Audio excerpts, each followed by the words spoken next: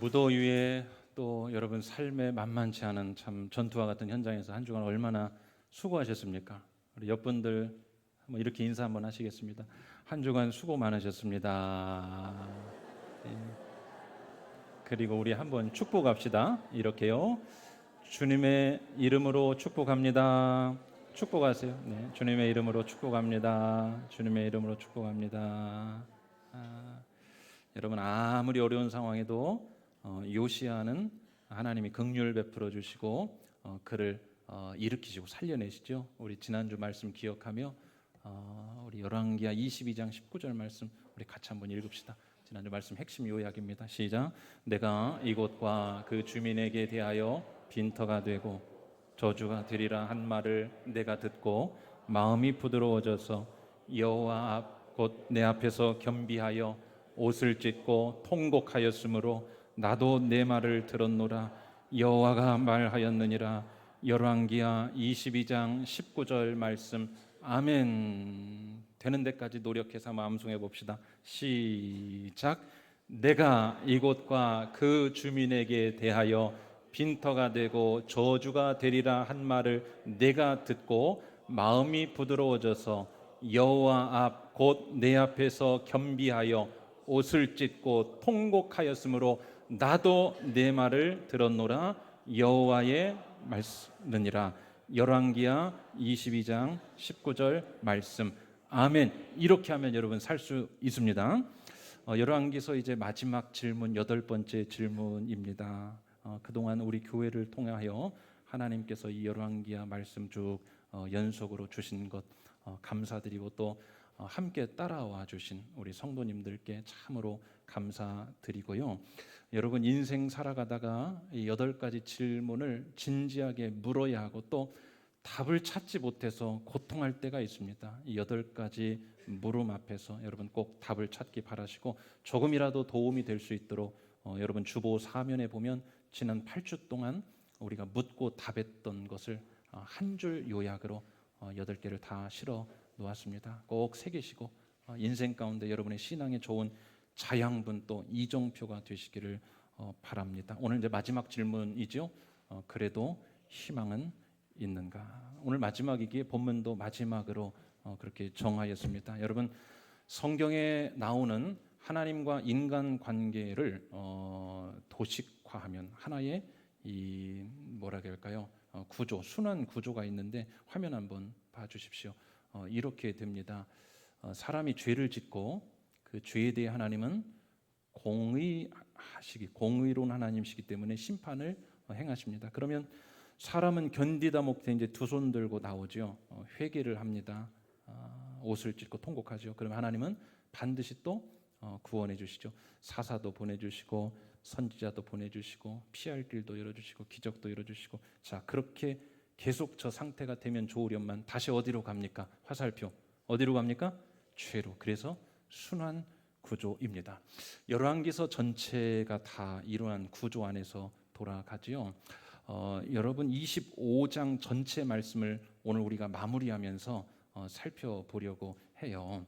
25장 전체 쭉 이어지는 말씀을 제가 간략하게 요약해서 여러분 알아듣기 쉽도록 한번 풀어 설명을 할게요. 저를 잘 보시고 따라와 주시기를 바랍니다. 이제 그 죄가 꽉 찼습니다. 그래서 이제 그 유다가 멸망을 하는 장면입니다. 예루살렘 성이 이제 완전히 멸망을 당하는데 1절부터 이렇게 시작이 됩니다. 느부갓네살의 이제 바벨론 왕 유다를 침공해 오는 이 바벨론 왕이요 군대를 거느리고 유다는 그때 시드기야 왕이었습니다. 시드기 왕 9년에 바벨론이 군사를 대동하여 침략을 했고 이 시드기야 11년까지 예루살렘 성을 완전히 다 포위 장악해 버립니다.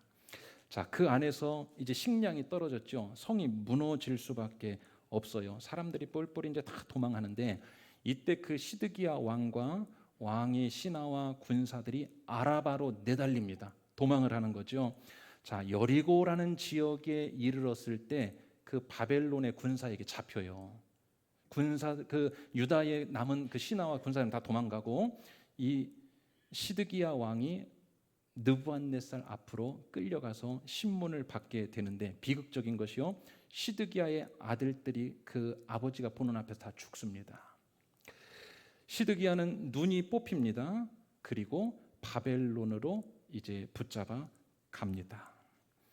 자, 8절부터 보시면 얼마나 처참하게 계속 무너지냐. 이제 예루살렘 땅 전체를 다 쑥대밭으로 만들어 버립니다. 8절부터요, 성벽이 다 허물어지고 백성들을 죄다 다 붙들어 갑니다. 12절 말씀에 보면 유다에 딱 이런 사람들만 남겨놔요. 비천한 자들, 포도 농사 지을 사람들, 나중에 조공받기 위해서 비천한 자들만 거기에 남겨둡니다. 이제는 예루살렘 성전을 볼까요? 성전도 수탈당합니다. 금과 은과 놋을 죄다 다 쓸어서 바벨론으로 가져가 버립니다. 16절에 보시면 그 놋이 어느 정도인지 헤아릴 수 없을 정도로 많았다. 여러분, 처참하죠. 솔로몬 왕이 성전을 건축하고 기도했던 내용 우리가 살펴봤지 않습니까? 여호와여, 그 이름을 우리와 함께 있게 하시고 그 눈길과 마음이 우리에게 함께 하옵소서. 성전 건축 마친 후에 하나님께서 그에게 응답으로 말씀하셨죠. 내가 내 이름을 항상 그곳에 두고 내 눈길과 내 마음이 영원히 그곳에 머물게 하겠다. 눈길과 마음은 뭐였습니까? 그분의 능력, 그분의 도우심, 그분의 역사하심, 그분의 감찰하심. 그래서 우리가 이것을 살필 때 인생, 신자의 인생 성패는 어디서 오는가? 말씀 여러분 기억나십니까? 거룩하게 구별된 그곳이 여기 성전이었는데, 거룩하게 구별해야 할 그곳을 거룩하게 구별하지 못하면 여러분 어떻게 될까요? 이렇게 다 털립니다. 오늘 우리에게도 영적 의미가 있죠. 오늘 우리가 살아갈 때 신자입니다, 성도입니다, 그리스도인입니다, 거룩한 자들입니다. 지키라고 한 부분이 있어요. 여러분 삶에 지키고 끝까지 붙들고 고수해야 할 부분이 있습니다. 그것은 힘든 게 아니에요. 그렇게 지키면 하나님이 약속하시죠. 내가 그 안에 내 이름을 두고 내 눈길과 내 마음을 함께하게 하겠다. 여러분, 그게 승리하는 삶인데 오늘 그 거룩함을 다 상실하자 바벨론 와서 금과 은과 놋과 모든 것을 다 털어가 버렸습니다. 자, 18절부터는 이제 대제사장을 이제 잡아들입니다. 성전의 대제사장을 잡아갔고요. 그리고 왕의 시종과 장관, 서기관, 주요 인사 약 60명을 다 붙잡아서 바벨론으로 데려갑니다. 그리고 그 땅에 도착했을 때 다 쳐서 죽입니다. 여기까지가 21절까지의 내용이에요. 여러분, 선민 이스라엘로 출발해서 오늘 끝을 이렇게 맞게 됩니다. 이 유다까지, 남유다의 역사가 이렇게 절망 가운데 끝을 맺는 장면. 불이 이제 거의 다 꺼져 버렸습니다. 자, 그러면 오늘 성경의 기자는 이제 어디로 눈을 돌리냐? 남아있는 사람이 있었죠. 누가 남아 있었습니까? 그 땅에 포도 농사 지을, 오늘 성경에서 이렇게 표현합니다. 비천한 자들을 남겨두었다. 그 비천한 자들만 남아 있어요. 이들을 유다 땅에 살면서 관리해야 되기 때문에 바벨론의 느부갓네살은 머리를 쓰지요. 현지인을 세워서 남아있는 유다의 마지막 사람들, 이 사람들을 유다 땅에서 관리할 총독으로 그달리아라는 사람을 총독으로 세우는 장면이 22절에 나옵니다. 이 그달리아는 누구였을까? 성경은 이렇게 설명하죠. 사반의 손자였다. 그리고 아히감의 아들이었다. 자, 사반과 아히감, 즉 그의 할아버지와 아버지는 누구였냐? 그 훌륭했던 요시야 왕이 신앙, 종교 개혁을 할 때 함께 좋은 영향을 끼쳤던, 신앙 좋았던 인물입니다. 그 손자요, 그 아히감의 아들 그달리아를 어떤 이유인지는 모릅니다. 그는 왕족도 아니었습니다. 그런데 느부갓네살이 남아있는 유다 백성들을 관리하고 총독할 사람으로 그달리아를 세웠는데요. 여러분, 저는 이게요, 하나님이 마지막 또 한 번 주신 기회라고 생각을 했어요. 왜일까요? 이 그달리아의 아버지 아히감이라는 사람은요, 여러분이 잘 아시는 그 선지자 예레미야의 친구였습니다. 예레미야의 친구, 그 아들 그달리아. 하나님은 거의 다 이제 무너져가는, 다 꺼져버린 유다, 남아있는 비천한 자들, 그들을 모아 다시 한번 그 불씨를 살 수 있는 희망을 가지고 그달리아라는 자를 이제 유다 땅의 마지막 총독으로 세웠는데, 잘 해봐야 될 거 아니겠습니까? 그런데 여러분, 오늘 본문을 한번 봅시다.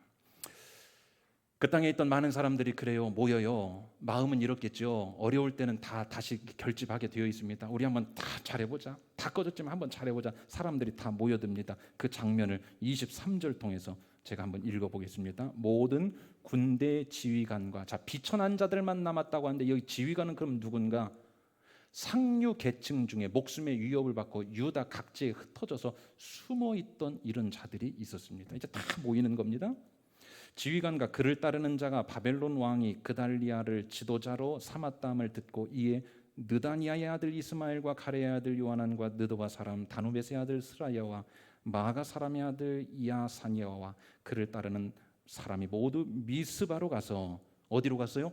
미스바로 가서 그달리아 지도자 중심으로 싹 모든 사람이 다 모입니다. 그럼 여기서 뭘 해야 돼요? 우리 같으면 뭘 하겠어요? 미스바 하면 떠오르는 장면이 있죠.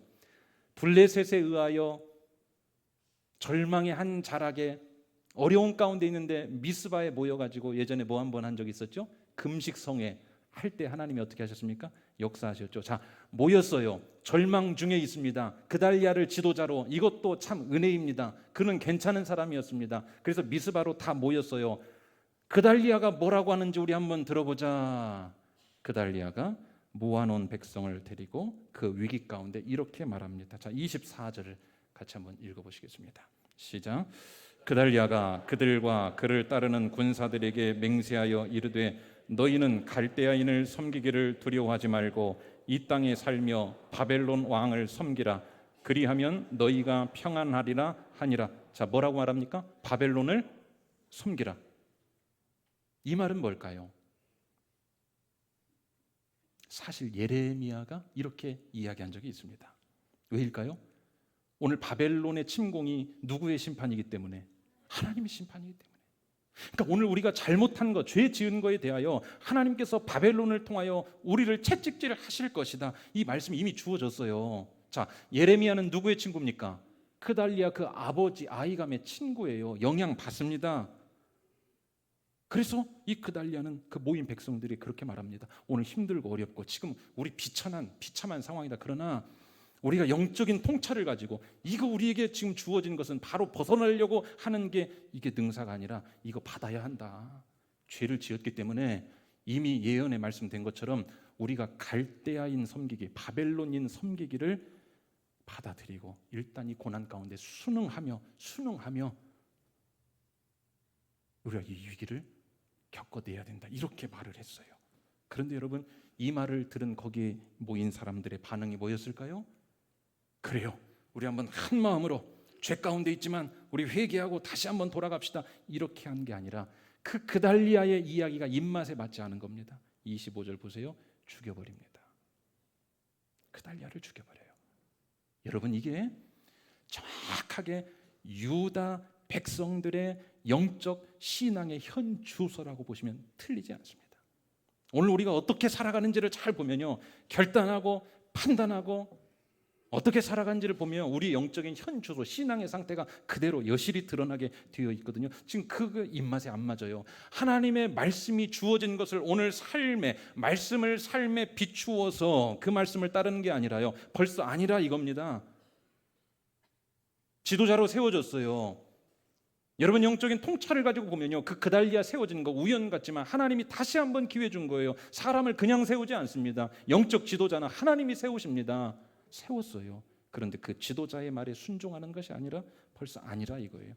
그래서 그를 죽이고 감정대로 갈대아인도 죽이고 이들이 어디로 갈까요? 애굽으로 도망가 버립니다. 늘 위기를 이렇게 모면하며 살았어요. 위기를 해결하는 게 아니라. 자, 그러면 이제 여기까지 봅시다. 그달리아마저 죽였네요. 이 민족 이제 희망 남아 있습니까? 없습니까? 희망 없지요.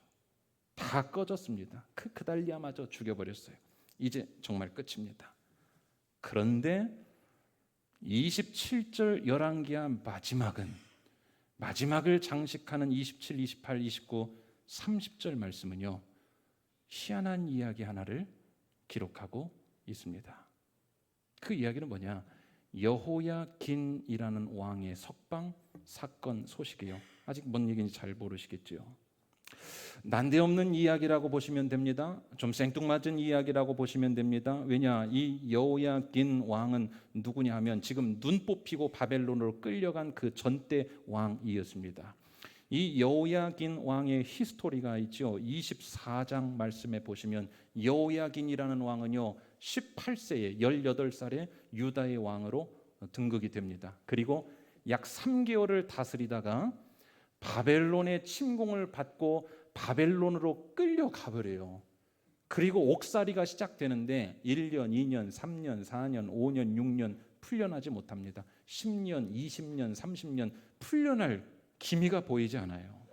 그러면 여러분, 지금 유다의 왕으로서 바벨론으로 끌려갔어요. 투옥당합니다. 30년 이상 옥살이를 하고 있습니다. 이거 회생 가능합니까? 불가능해요. 그런데 37년 되던 해에 소식 하나가 들려오는데 그 여호야긴 왕이 37년 만에 석방되었다는 소식이었습니다. 자, 이건 도대체 뭔가? 우리 일단 27절 말씀을 한번 읽어보시죠. 자, 같이 한번 읽습니다. 시작.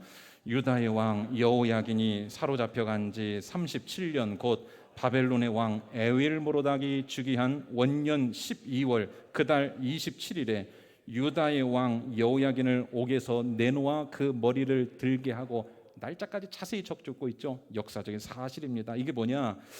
그가 왜 풀려났을까? 그리고 오늘 열왕기하 저자는 왜 오늘 말씀을 마치면서 이 사건을 여기에 마지막으로 기록하고 있을까? 여러분, 편지나 글은 그래요. 글도 그래요. 서론 그리고 결론, 가장 중요한 부분입니다. 어쩌면 결론이 가장 중요하죠. 오늘 결론 마지막에 왜 이야기를 써놓았을까?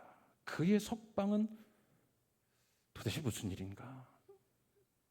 여러분, 18살에 여호야긴은 바벨론 끌려가서 투옥됐다고 했죠. 37년을 살고 나옵니다. 그럼 나이가 어떻게 됩니까? 55세죠. 자, 55세에 그가 나오는데 풀려날 수 없는 일이에요. 뭐 어떻게 풀려납니까? 30년이 넘었는데. 근데 어떻게 이러한 일이 있었을까? 여러분, 유대 전승에 따르면 그 이야기를 제가 좀 빌려와 보겠습니다. 유대 전승에 따르면 이 지금 풀어준 바벨론의 왕이 에윌무로닥입니다. 느부갓네살의 아들이었습니다. 에윌무로닥이 그가 즉위한 원년에 사면을 시켜주는데요. 이 에윌무로닥은요, 과거에 어떤 일인지는 모르지만 그도 옥에 갇혔던 과거가 있었습니다. 어떤 사건인지는 잘 몰라요. 그런데 옥에 갇혔어요. 그런데 그 옥에서 누구를 만날까요? 요셉도 이러시면 안 돼요. 여호야긴을 만나요.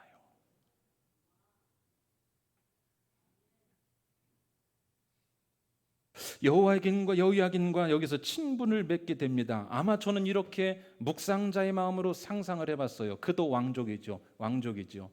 남의 나라에서 끌려와서 옥에 갇혔죠. 그리고 왕족인 그 에윌무로닥이 옥에 갇힐 정도 되면 본인도 뭔가 말 못할 사정이 있을 거 아닙니까? 동병상련이면 마음이 통하게 되어 있습니다. 에윌무로닥과 여호야긴은 서로 투옥 생활 중에 어려움 가운데 마음이 통하고 친분을 맺게 됩니다. 그리고 요셉이 감옥에서 겪었던 것처럼 두 사람은 친구가 되었는데, 에윌모로닥이 다행히 복권이 되고 왕위에 오르자 그 첫 해에 바로 누구를 풀어줍니까? 여호야긴을 풀어주는 거예요. 석방을 시켜줍니다.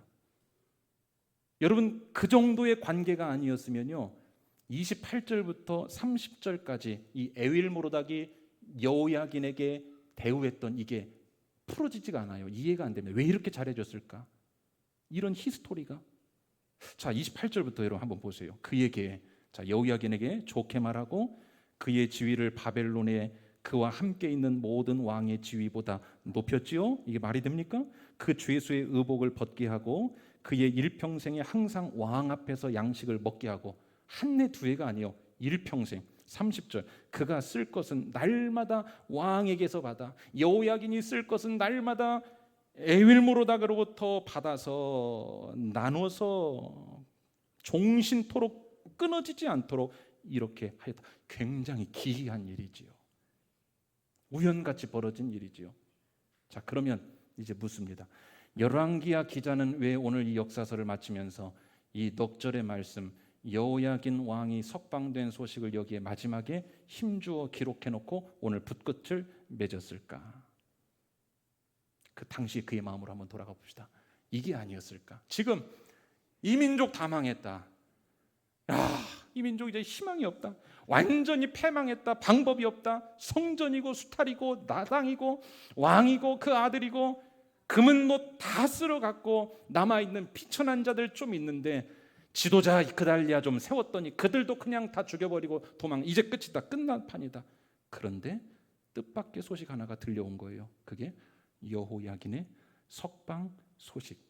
이 이야기를 듣고 이 열왕기 기자는 혹시라도 모를, 우리 한번 따라합시다. 혹시라도 모를, 만에 하나 혹시라도 모를 희망의 불씨로 그것을 붙잡은 거예요. 혹시라도 모를, 만에 하나 혹시라도 모를. 왜요? 다윗의 왕위는 하나님께서 이미 약속으로 주셨거든요. 끊어지지 않게 하실 것이다. 그런데 보니까 다 끊어졌어요. 끝났습니다. 이제 이 역사 접어야 됩니다. 그런데 그 석방 소식 하나가 딱 들려옵니다. 그래서 혹시라도 모를 하나님의 희망, 다시 살릴 사인으로 오늘 그것을 받아들인 거예요. 그것을 딱 붙잡고 그 마음으로 오늘 책을 마치면서 신라 같은 희망 하나 부여잡고 기록해놓고 오늘 역사서를 마쳐요. 아마 기도했겠지요. 하나님, 이러한 상황, 이거 0.1%의 가능성이나 있을까요? 전혀 이거 가지고 뭐 될 것 없지만 그래도 혹시라도 모를 희망의 불씨가 살아나게 하여 주옵소서. 그리고 끝났습니다. 여러분, 이 역사 어떻게 됐을까요? 살아났어요. 할렐루야. 어떻게 됐을까요? 절망 99%에 희망의 불씨 1%. 적고 끝났습니다. 자, 어떻게 됐을까? 우리 마태복음, 이제 화면 보여주시면 됩니다. 마태복음 1장은 예수님의 족보 이야기죠. 족보 이야기 읽을 때 여러분 어떠셨어요? 어떤 분들은 이 족보 이야기 읽으려면 사리돈부터 먹어야 된다는 말씀도 하세요. 머리가 아파서. 족보 이야기죠. 자, 한번 봅시다. 마태복음 1장은요, 예수님의 족보를 1절 아브라함으로부터 시작을 합니다. 쭉 옵니다. 잘 진행되어 옵니다. 그러다가 포로기 직전부터 우리가 한번 봅시다. 자, 10절 히스기야는 므낫세를 낳고 므낫세는 아몬을 낳고 아몬은 요즘 우리가 다루고 있는 요시야를 낳고, 자 11절 보세요. 바벨론으로 사로잡혀 갈 때에 이제 거의 꺼질 위기입니다.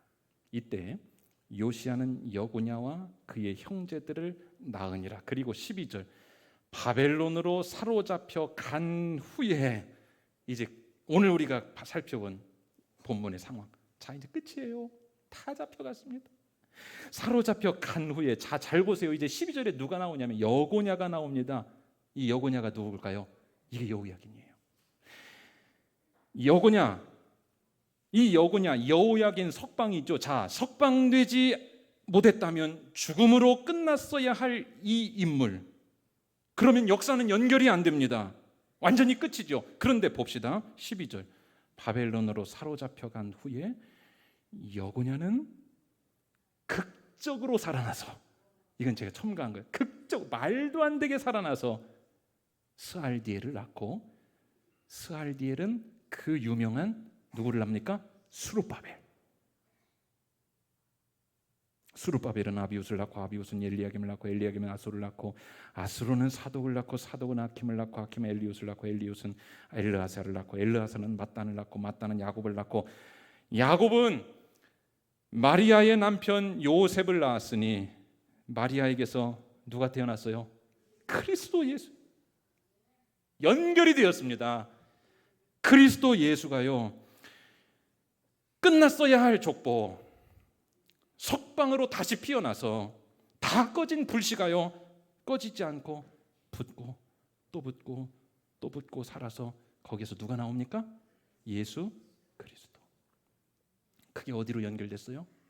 오늘 우리에게까지. 그래요 여러분, 그때는 몰랐어요. 석방이 이렇게까지 될 줄 몰랐습니다. 그냥 그때는 뭐 하나 붙잡은 겁니까? 희망의 불씨 하나 붙잡은 것뿐이에요. 99% 다 안 되는데 1%의 소식 하나 들려왔기 때문에 그거 그냥 유산시키지 않고 그거 하나 붙잡고 마지막 역사서에 4줄로 그거 써서 내려갔습니다. 아마 그 안에는 기도가 들어가 있었겠죠. 그거 하나 붙잡겠다는 간절한 신앙적인 결단이 있었겠죠. 그냥 작은 불씨 하나였습니다. 그거 하나 붙잡으려고 노력했던 것뿐이에요. 그런데 그게 꺼지지 않고 예수의 탄생으로까지 이어졌습니다. 사랑하는 여러분, 여러분 희망의 불씨 잡고 계신가요? 여러분 신앙인이라는 게 뭘까요? 모두가 힘들다고 할 때 똑같이 힘들다고 하면 그 신앙인 아닙니다. 그 유다에 다 무너져 하늘과 땅이 다 달라붙은 것 같은 그때에 그 신락 같은 희망, 석방 소식 하나 붙들고 사는 게 신앙인입니다. 사랑하는 여러분, 여러분은 희망의 사인으로 붙들고 있는 게 오늘 있으십니까? 그 당시에 그 불씨와 그 희망 사인 붙들었다고 아무 일 일어나지 않았습니다. 그러나 하나님의 언약의 말씀은 살아있기 때문에, 할렐루야, 오늘 우리를 향한 하나님의 언약의 말씀은 살아있기 때문에 믿으십니까? 그렇기 때문에 누구에게 주어져요? 그 희망의 사인과 희망의 불씨 하나 붙잡고 있는 그를 통해서 스알디엘을 낳고 스알디엘을 통해서 수룹바벨을 낳고 수룹바벨을 통해서 이어지고 예수 그리스도, 오늘 기적의 우리의 삶, 오늘 우리에게 주시는 결실과 은혜의 삶이 이어지게 되는 줄 믿으시고 오늘도 그 1%의 희망의 불씨와 희망의 사인이 우리에게 주어진다면 그거 꼭 붙잡고 살아가시는 복된 성도님들 다 되시기를 주님의 이름으로 축원합니다. 여러분 이게 신앙인입니다. 아멘이십니까? 하나님은요 99%의 절망에서도요 희망의 사인을 꼭 주세요. 우리가 기도할 때 그렇죠. 여러분 왜 기도하세요? 여러분도 다 경험하신 겁니다. 저는요 기도할 때 어떤 문제를 가지고 있고 또 여러 가지 환경과 상황 가운데서 해결되지 않을 것 같을 때 기도의 자리에 앉고 일어날 때는 반드시 해결되었다, 기적이 일어났다, 이게 아니에요. 0.001%의 신라 같은 희망의 마음 하나가 생기면 그거 붙잡고 일어나면 됩니다. 그게 열왕기 저자의 여호야긴의 석방 소식이었습니다. 사랑하는 여러분, 여러분은 오늘 신라 같은 희망의 사인과 희망의 불씨 붙들고 있는 것 있으신가요? 우리가 말씀을 왜 읽습니까? 언약은 우리에게 주어졌고 하나님 우리를 사랑하시고 우리를 구원하시고 우리를 인도하시고 우리에게 좋은 것을 주신다고 했기에, 그러나 오늘 우리의 상황 그것과는 전혀 다른, 전혀 관여 없는 삶 같지만 그 안에서 뭘로 연결합니까? 신락 같은 희망의 씨앗, 신락 같은 희망의 사인, 그거 붙잡고 가는 거죠. 모든 하나님의 말씀은요 어디를 읽든지 말씀을 마치고 덮을 때는요 그 사인이 우리에게 주어지는 줄 믿고 이 믿음으로 이런 말씀을 펴시면요 기대가 되지요. 이 믿음으로 주일날 나와서 말씀을 들으면 하나님의 말씀에 기대가 되지요. 아멘이십니까? 여러분 그게 신앙인입니다. 그게 신앙생활입니다. 99%, 그 절망의 99%를 한 번에 다 해결하려고 기도하고 한 번에 다 해결하려고 말씀 듣고 한 번에 다 해결하려고 예배하다 보니까 마음이 맨날 답답한 거예요. 1%만 잡아도 됩니다. 그 붙잡고 그냥 가세요. 다 끝났다고 말하지 마세요. 믿음 없는 말만 하지 마세요. 그게 어디로 붙을지 모릅니다. 그 한 사건이요 어디로 붙을지 몰라요. 예수에게까지로 나아갔어요. 여러분, 야구가 요즘 대세 인기지요. 그 야구장 얼마나 멋집니까? 그 경기장 얼마나 거대합니까? 얼마나 많은 돈을 투여합니까? 선수들, 프로 선수들 대단하지요. 그 몸값을 합치면 몇백억, 천문학적인 숫자입니다.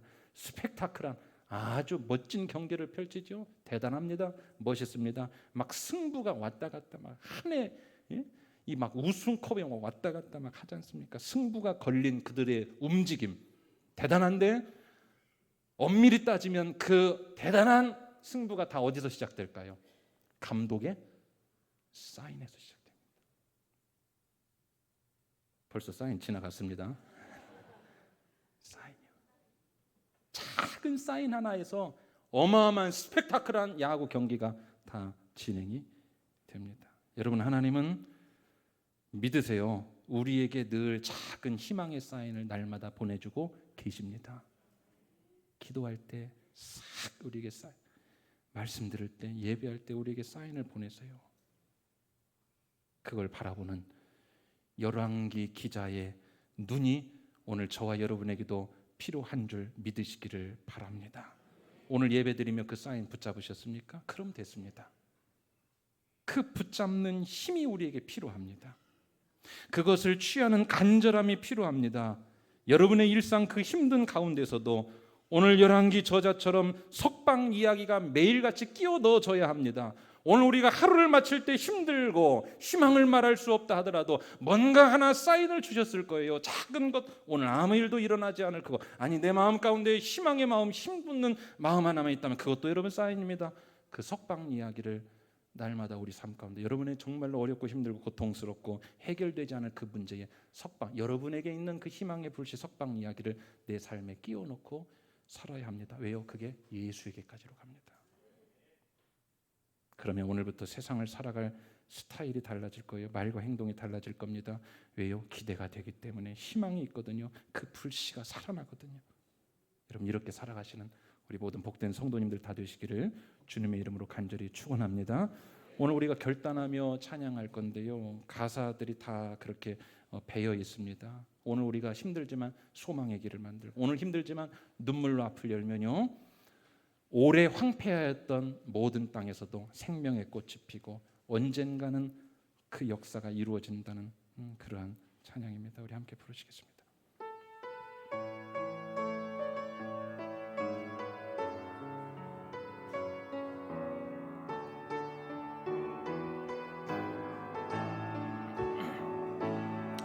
우리